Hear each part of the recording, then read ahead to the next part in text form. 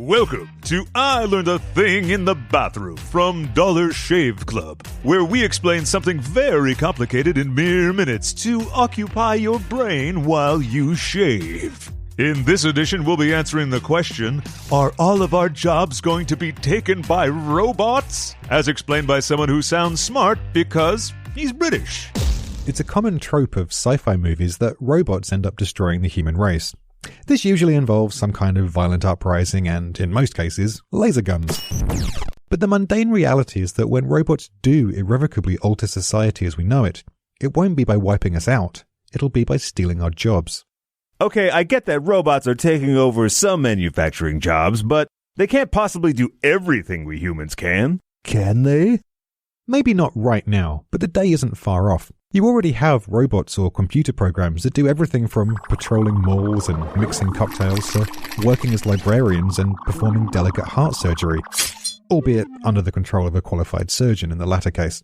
Robots are everywhere. It won't be long before they're driving our cabs and delivering our food, and we won't bat an eyelid. But what about people with more creative jobs? Like, I don't know, people who produce witty and informative 3-minute podcasts twice a week for popular grooming company.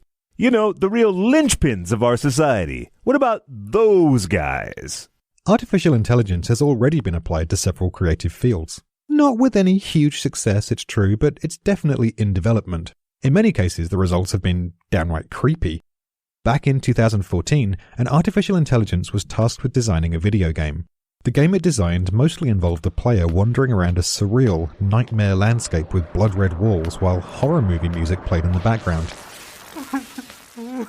It was pretty unsettling.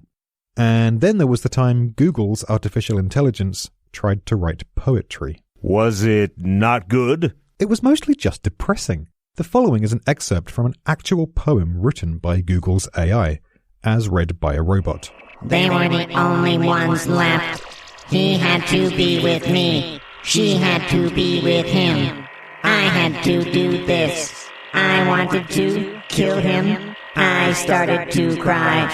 So Google's artificial intelligence is a 15-year-old goth, huh? Even journalists aren't safe. There's a software called Quill that translates raw data into articles, and it's already being used by some companies to publish things like financial and sports reports. So, what happens to the rest of us when those robot jerks steal all our jobs? That's the big question. And since Google's Ray Kurzweil believes that we'll develop an AI smarter than us in the next 3 decades, we don't have long to figure it out.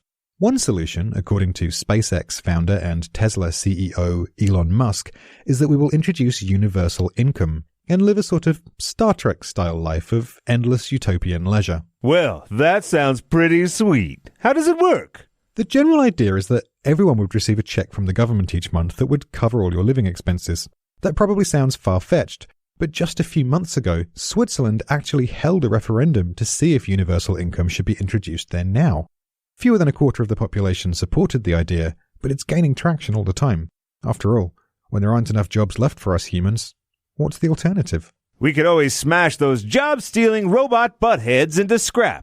You'll take this microphone from my cold, dead hands. You hear me? From my cold, dead... Tune in next time for more I Learned a Thing in the Bathroom. And in the meantime, head to dollarshaveclub.com for more podcasts and a big old pile of grooming products.